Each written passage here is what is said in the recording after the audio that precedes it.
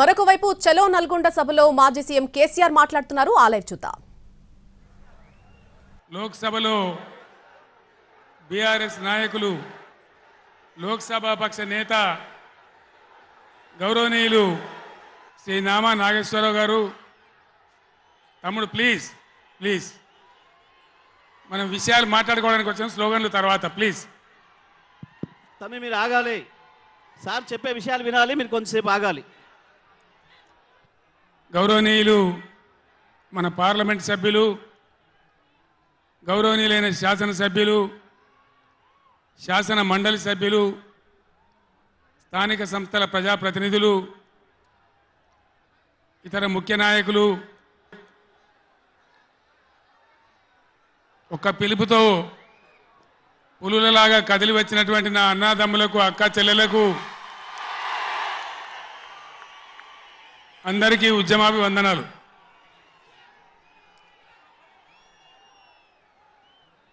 దయచేసి నినాదాల తర్వాత ప్లీజ్.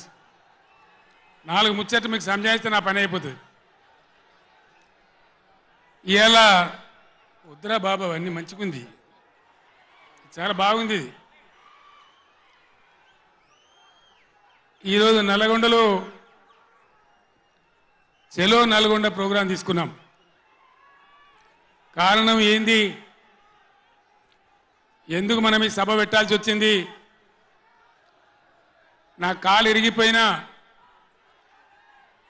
కుంటి నడకతోనో కట్టెబట్టుకోనో ఇంత ఆయాసంతో నేను ఎందుకు రావాల్సి వచ్చింది? ఈ విషయం దయచేసి హరీశ్వర్ ఆగడా, ఆగరాదా? రాజేశ్వర రెడ్డి చెప్పచ్చు కదా ఒకసారి వాళ్ళకి ఏంది అది సౌండ్ కింది చేస్తున్నాడు.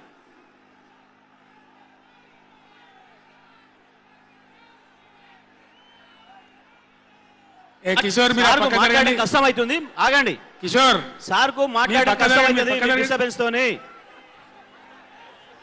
బాలమల్లు మీరు పక్క జరగండి, ఆగండి. మీరు జరగండి చందర్. ఇక కాము ఉండండి, ఇక ఓ ఇటున్నారు అందరు. బాగుందా మైక్ ఆయన గర్రమంటుంది అది.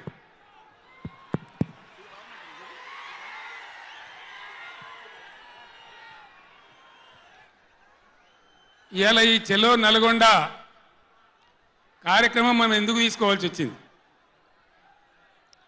కొందరికి ఏమో ఇది రాజకీయం.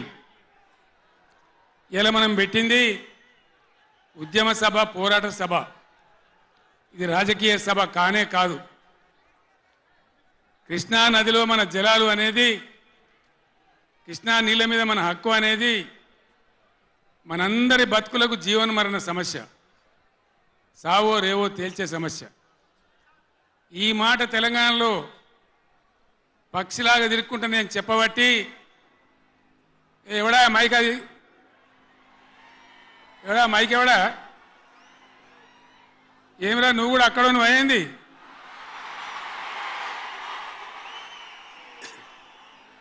రాజేశ్వర రెడ్డి చూడొచ్చు కదా, మనం ఏం చేయకమని అంతే దాలిగా. బాగానే ఉందా, ఏం చేయకమను.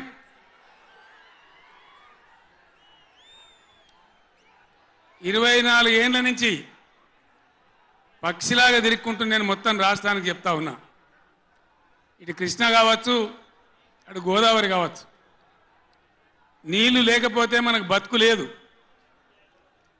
ఆ ఉన్న నీళ్ళు కూడా సరిగా లేకపోతే బతుకులు వంగిపోయినాయి. ఇదే నల్గొండలో 150,000 మంది మునుగోడు, దేవరకొండ, ఇతర ప్రాంతాల బిడ్డలై ఫ్లోరైడ్తో నడుములు వంగిపోయినాయి.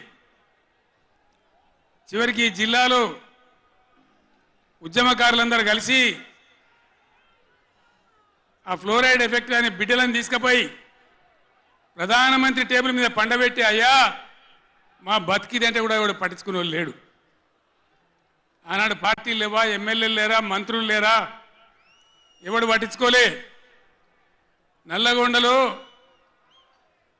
బీఆర్ఎస్ ప్రభుత్వం వచ్చిన తర్వాత జీరో ఫ్లోరైడ్, నల్లగొండ ఫ్లోరైడ్ రహితంగా చేసిందే బీఆర్ఎస్ గవర్నమెంట్ బీఆర్ఎస్ పార్టీ. అక్కడ ప్రజలు నడితే చెప్తున్నారు ఇలా.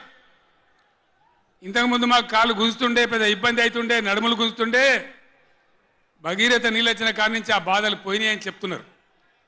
ఎవరిని అడిగినా కూడా చెప్తున్నారు. ఏనాడు ఏ నాయకుడు పట్టించుకోలే. ఇప్పుడు జరుగుతున్నది ఏంది? ఈ సభ పెట్టింది కొంతమంది సన్నాసులు తెలివిలేక వాళ్లకు వ్యతిరేకమని అనుకుంటున్నారు. నేను ఒక్కటే మాటలో జరగవలసింది చెప్తా. ఉవ్వెత్తిన మనం ఉద్యమంలాగా ఎగిసి పడకపోతే, మనల్ని మనం కాపాడుకునే ప్రయత్నం చేయకపోతే ఎవ్వడు కూడా మన రక్షణకు రాడు. మీరు ఈ మాట రాసి పెట్టుకొని మీ గుండెలలో